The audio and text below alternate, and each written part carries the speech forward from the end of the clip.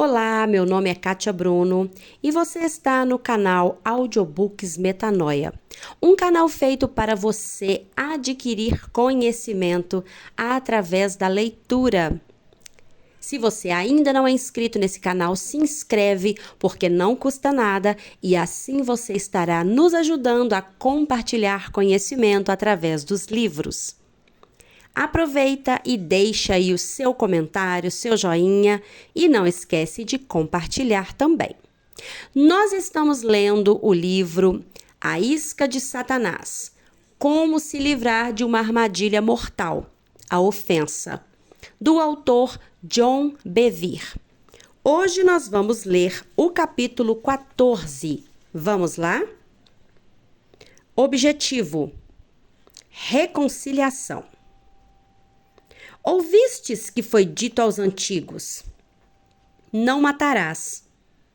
E quem matar estará sujeito a julgamento. Eu, porém, vos digo que todo aquele que, sem motivo, se irar contra seu irmão, estará sujeito a julgamento.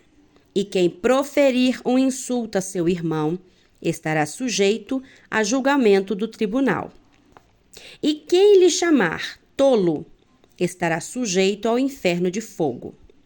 Se, pois, ao trazeres ao altar a tua oferta, ali te lembrares de que teu irmão tem alguma coisa contra ti, deixa perante o altar a tua oferta. Vai primeiro reconciliar-te com teu irmão, e então, voltando, faze a tua oferta. Mateus capítulo 5, versículos 21 ao 24. Esta citação vem do Sermão da Montanha. Jesus iniciou dizendo: ouvistes que foi dito aos antigos. Depois ele disse: eu, porém, vos digo. Jesus continua a comparação ao longo deste trecho de sua mensagem. Primeiro, ele cita a lei que regula as nossas atitudes externas.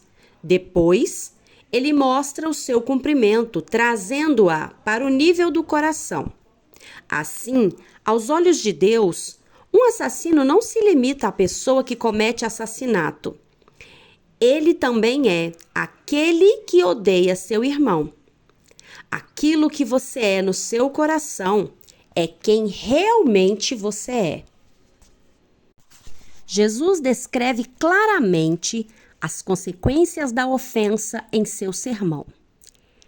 Ele ilustra a gravidade de se guardar ira ou amargura por causa de uma ofensa.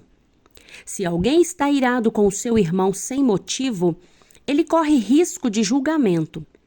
Ele corre o risco de ser levado ao tribunal, se essa ira der frutos, e ele chamar seu irmão de tolo. A palavra raca significa cabeça oca ou tolo. Era um termo de reprovação usado entre os judeus nos tempos de Cristo. Se essa ira chegar ao ponto em que ele chame seu irmão de tolo, ele corre o risco de ser lançado no inferno. A palavra tolo ou insensato significa ateu. Diz o insensato no seu coração: não há Deus. Veja em Salmo 14, versículo 1. Naqueles dias, chamar um irmão de tolo era uma acusação muito séria. Ninguém diria tal coisa a não ser que a raiva que essa pessoa alimentasse tivesse se transformado em ódio. Hoje, seria comparável a dizer a um irmão: vá para o inferno, e falar sério ao dizer isto. Jesus estava mostrando a eles que não lidar com a ira pode levar ao ódio. A ira não tratada os colocaria em risco de irem para o inferno. Então ele disse que se eles se lembrassem que o seu irmão estava ofendido com eles, a prioridade número 1 deveria ser encontrá-lo e tentar se reconciliar.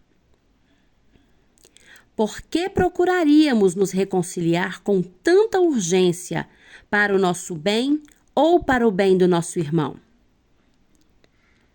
Devemos fazer isso para o bem dele, a fim de podermos ser um catalisador para ajudá-lo a sair da ofensa.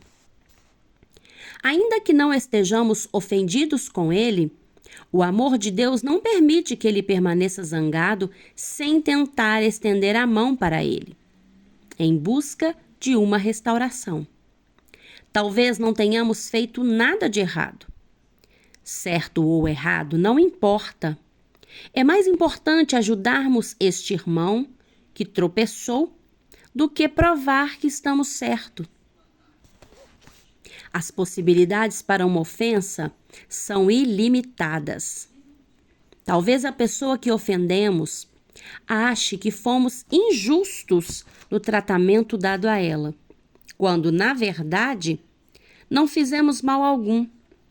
Ela pode ter informações imprecisas que geraram uma conclusão errada. Por outro lado, ela pode ter informações precisas das quais tirou uma conclusão errada. O que dissemos pode ter sido gravemente distorcido ao ser processado através dos vários canais de comunicação. Embora a nossa intenção não fosse má, nossas palavras e atos deram uma impressão diferente. Em geral, julgamos a nós mesmos pelas nossas intenções, mas julgamos as pessoas pelas atitudes delas. É possível pretender uma coisa e transmitir outra totalmente diferente. Às vezes, os nossos verdadeiros motivos são habilmente ocultos, até mesmo de nós. Queremos acreditar que eles são puros, mas quando os filtramos pela palavra de Deus, podemos vê-los de modo diferente. Finalmente, talvez tenhamos pecado contra aquela pessoa. Estávamos zangados ou sob pressão e ela suportou o impacto de tudo. Ou talvez essa pessoa tenha nos atacado com palavras de forma constante e intencional e estejamos dando o troco na mesma moeda. Não importa o que tenha causado a ofensa.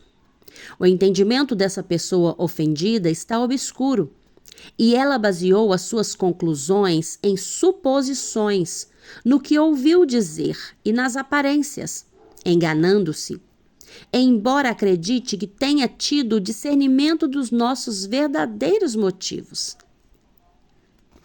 Como podemos ter um julgamento preciso sem termos informações precisas? Devemos ser sensíveis ao fato de que ela acredita de todo o seu coração que foi injustiçada. Seja qual for o motivo pelo qual ela se sente assim, devemos estar dispostos a nos humilharmos e a pedir perdão. Jesus está nos exortando a nos reconciliarmos, ainda que a ofensa não seja culpa nossa. É necessário maturidade para se andar em humildade para trazer reconciliação. Mas dar o primeiro passo, em geral, é mais difícil para a outra pessoa que está sofrendo. Foi por isso que Jesus disse à pessoa que causou a ofensa para ir até ele, pedindo perdão àquele que foi ofendido. O apóstolo Paulo disse: assim, pois, seguimos as coisas da paz e também as da edificação de uns para com os outros. Romanos, capítulo 14, versículo 19. Isto demonstra como devemos nos aproximar de uma pessoa a quem ofendemos. Se nos aproximarmos com uma atitude de frustração, não promoveremos a paz. Só tornaremos as coisas difíceis para aquele que está magoado. Devemos manter uma atitude de buscar a paz através da humildade à custa do nosso orgulho. Esta é a única maneira de vermos a verdadeira reconciliação. Em certas ocasiões, aproximei-me de pessoas que havia ferido ou que estavam zangadas comigo. E elas me atacaram com palavras. Elas me disseram que eu era egoísta, sem consideração, orgulhoso, rude, áspero e muito mais. A minha reação natural foi dizer: não, não sou. Você é que não me entende. Mas quando eu me defendo, isso só alimenta o fogo da ofensa. Isso não é buscar a paz. Defender a nós mesmos e os nossos direitos jamais trará a verdadeira paz. Em vez disso, aprendi a ouvir e manter a minha boca fechada até que eles tenham dito o que precisavam dizer. Se eu não concordar, faço-as saber que respeito o que disseram e que irei repensar minha atitude e minhas intenções. Depois, digo que sinto muito por tê-las ofendido. Outras vezes, elas estão corretas na avaliação que fazem ao meu respeito. Então, admito. Você tem razão. Peço que me perdoe. Mais uma vez, trata-se simplesmente de nos humilharmos para promover a reconciliação. Talvez tenha sido por isso que Jesus disse nos versículos seguintes: entra em acordo sem demora com o teu adversário, enquanto estás com ele a caminho, para que o adversário não te entregue ao juiz, o juiz ao oficial de justiça, e sejas recolhido à prisão. Em verdade te digo que não sairás dali, enquanto não pagares o último centavo. Mateus capítulo 5, versículo 25 e 26. O orgulho defende, a humildade concorda e diz: você tem razão. Eu agi assim. Por favor, me perdoe. A sabedoria, porém, lá do alto, é primeiramente pura, depois pacífica, indulgente, tratável, disposta a ceder, plena de misericórdia e de bons frutos, imparcial, sem fingimento. Tiago, capítulo 3, versículo 17. A sabedoria de Deus está sempre disposta a ceder. Ela não é de dura cerviz ou voluntariosa no que diz respeito a conflitos pessoais. Uma pessoa submetida à sabedoria de Deus não tem medo de ceder ou de reconhecer o ponto de vista da outra pessoa, desde que isto não violente a verdade. Abordando aquele que o ofendeu. Agora que falamos sobre o que fazer quando ofendemos nosso irmão, vamos refletir sobre o que fazer se o nosso irmão nos ofender. Se o seu irmão pecar contra você, vá e a sós com ele, mostre-lhe o erro. Se ele o ouvir, você ganhou seu irmão. Mateus 18, versículo 15. Muitas pessoas aplicam este versículo em uma atitude diferente da pretendida por Jesus. Se elas forem magoadas, elas vão e confrontam o ofensor com espírito de vingança e ira.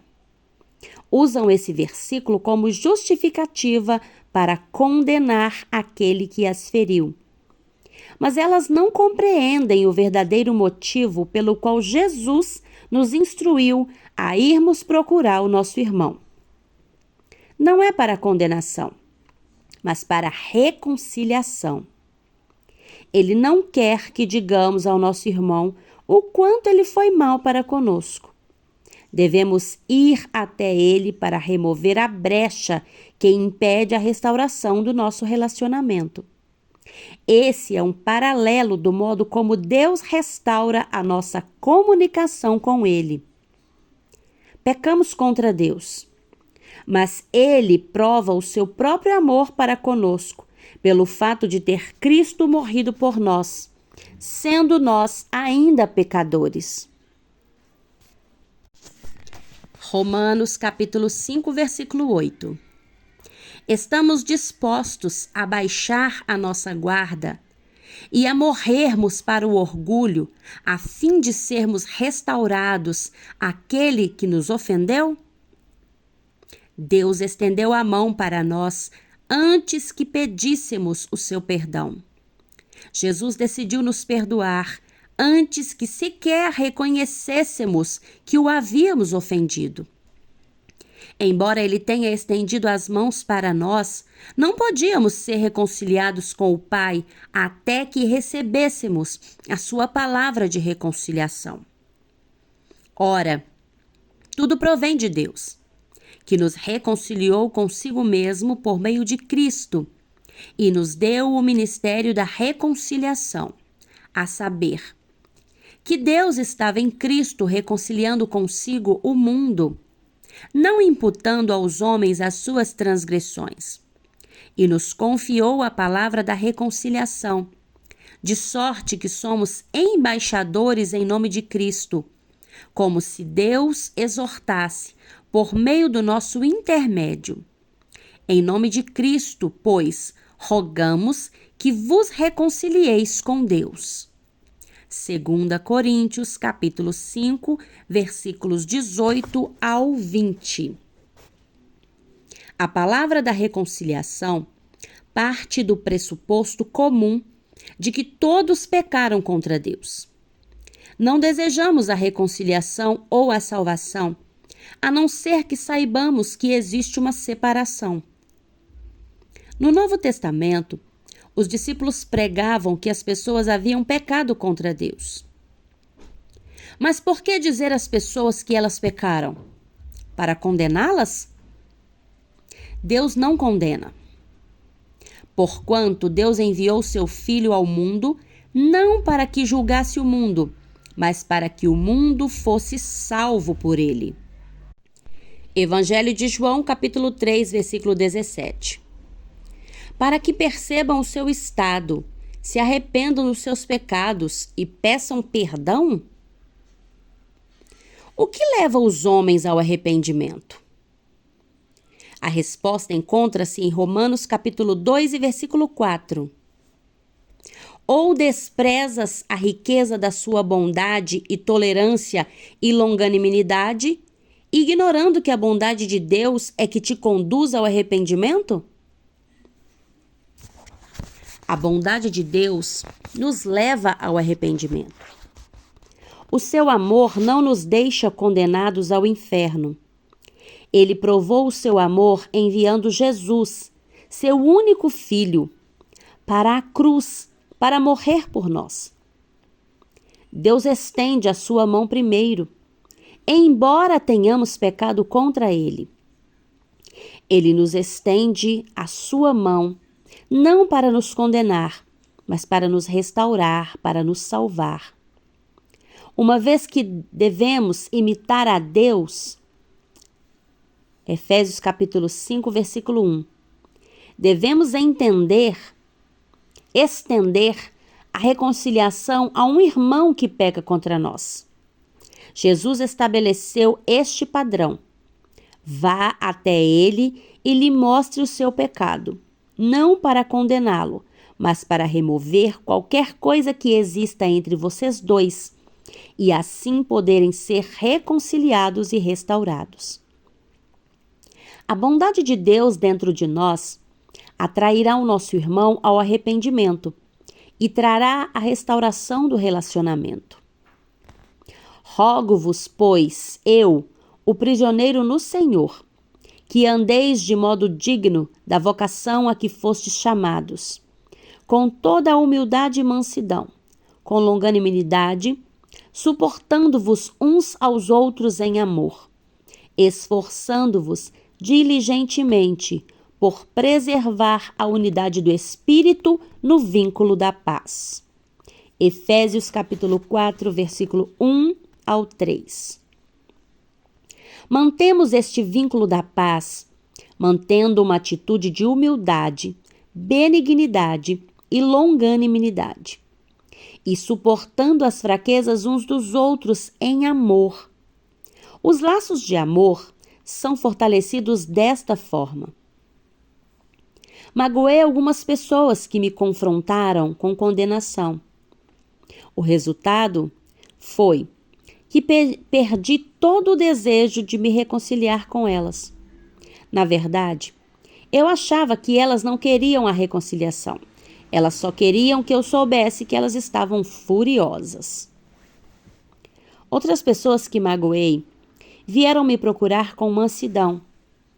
Nesse caso, rapidamente mudei minha postura e pedi perdão. Algumas vezes, antes mesmo que elas terminassem de falar. Alguém já o procurou e disse: quero apenas que você saiba que eu o perdoo por não ser um amigo melhor e por não fazer isso e aquilo por mim? Então, depois que eles o arrasaram, olharam para você de uma maneira que dizia: você me deve um pedido de perdão. Você fica perplexo, confuso e magoado. Eles não vieram se reconciliar com você, mas intimidá-lo e controlá-lo.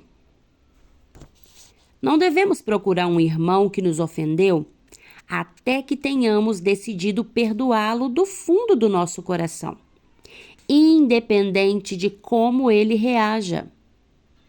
Precisamos nos livrar de qualquer sentimento de animosidade para com ele antes de nos aproximarmos dele. Se não fizermos isso, provavelmente reagiremos com esses sentimentos negativos e o magoaremos em vez de curá-lo. O que acontece se temos a atitude correta e tentamos nos reconciliar com alguém que pecou contra nós, mas ele ou ela não quer ouvir? Se, porém, não te ouvir, toma ainda contigo uma ou duas pessoas, para que, pelo depoimento de 2 ou 3 testemunhas, toda a palavra se estabeleça. E se ele não os atender, dize-o à igreja. E se recusar ouvir também a igreja, considera-o gentil e publicano. Mateus capítulo 18, versículo 16 e 17. Cada uma destas progressões tem o mesmo objetivo: a reconciliação. Na essência, Jesus estava dizendo: continue tentando. Observe como a pessoa que causou a ofensa está envolvida em cada passo. Quantas vezes levamos a ofensa a todos os outros antes de irmos até a pessoa que pecou contra nós? Como Jesus nos disse que fizéssemos. Fazemos isso porque não tratamos com o nosso coração. Nós nos sentimos justificados quando contamos a todos a nossa versão da história. Quando as pessoas concordam que fomos tratados injustamente, isto fortalece a nossa causa e nos consola. Esse tipo de comportamento só demonstra o nosso egoísmo. O ponto principal: se mantivermos o amor de Deus como nossa motivação, não falharemos. O amor nunca falha. Quando amarmos as pessoas como Jesus nos ama, seremos livres, mesmo que a outra pessoa opte por não se reconciliar conosco. Examine com atenção o seguinte versículo das Escrituras: a sabedoria de Deus está disponível em todas as situações. Se possível, quanto depender de vós, tende paz com todos os homens. Romanos capítulo 12, versículo 18. Ele diz se possível, porque há vezes em que as pessoas se recusarão a fazer as pazes conosco. Ou poderá haver pessoas cujas condições para a reconciliação comprometeria o nosso relacionamento com o Senhor. Em qualquer dos casos, não é possível restaurar esse relacionamento. Observe que Deus diz: quanto depender de vós. Devemos fazer tudo o que estiver ao nosso alcance para nos reconciliarmos com a outra pessoa, desde que permaneçamos leais à verdade. Geralmente, desistimos dos relacionamentos cedo demais. Jamais esquecerei do tempo em que um amigo aconselhou-me a não fugir de toda situação frustrante. John, sei que você pode encontrar razões bíblicas para se afastar. Antes que você faça isso, certifique-se de que combateu a esse respeito em oração e que fez tudo o que podia para trazer a paz de Deus a esta situação. Fiquei muito grato por este conselho e reconheci-o como a sabedoria de Deus. Lembre-se das palavras de Jesus: bem-aventurados os pacificadores, pois eles serão chamados filhos de Deus. Mateus capítulo 5, versículo 9. Ele não disse: bem-aventurados os mantenedores da paz. Um mantenedor da paz evita o confronto a todo custo para manter a paz, mesmo correndo o risco de comprometer a verdade. Mas a paz que ele mantém não é a verdadeira paz. É uma paz artificial e superficial que não dura. Um pacificador partirá para o confronto em amor, trazendo a verdade para que a reconciliação resultante permaneça. Ele não manterá um relacionamento artificial e superficial. Ele deseja abertura, verdade e amor. Ele se recusa a ocultar a ofensa com um sorriso politicamente correto. Ele promove a paz com um amor corajoso que não pode falhar. É assim que Deus age com a humanidade. Ele não deseja que ninguém pereça, mas ele não comprometerá a verdade por um relacionamento. Ele procura a reconciliação com verdadeiro compromisso e não em termos superficiais. Isto desenvolve um vínculo de amor que nenhum mal pode separar. Ele entregou sua vida por nós. Só podemos fazer o mesmo. Lembre-se que o ponto principal é o amor de Deus. Ele nunca falha, nunca murcha e nunca acaba. Ele não busca os seus próprios interesses. Ele não se ofende com facilidade. 1 Coríntios capítulo 13, versículo 5. O apóstolo Paulo escreveu que o amor venceria todo tipo de pecado. Filipenses 1, 9 ao 11 diz: E também faço esta oração, que o vosso amor aumente mais e mais, em pleno conhecimento e toda a percepção, para aprovardes as coisas excelentes e serdes sinceros e inculpáveis para o dia de Cristo, cheios dos frutos de justiça, o qual é mediante Jesus Cristo para a glória e louvor de Deus. O amor de Deus é a chave para a liberdade da isca da ofensa.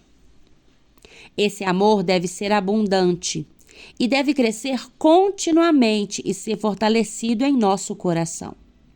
Muitos em nossa sociedade de hoje estão enganados por um amor superficial, um amor que fala, mas não age. O amor que nos impedirá de tropeçar entrega a sua vida de forma altruísta, mesmo que seja para o bem de um inimigo. Quando andamos nesse tipo de amor, não podemos ser seduzidos a cair na isca de Satanás. Eu espero que esse áudio tenha edificado a sua vida. E quero pedir mais uma vez para você que ainda não se inscreveu, que se inscreva. Compartilha esse vídeo e não esquece de deixar o seu comentário e o seu like. Deus abençoe a sua vida, um grande abraço e até o próximo áudio.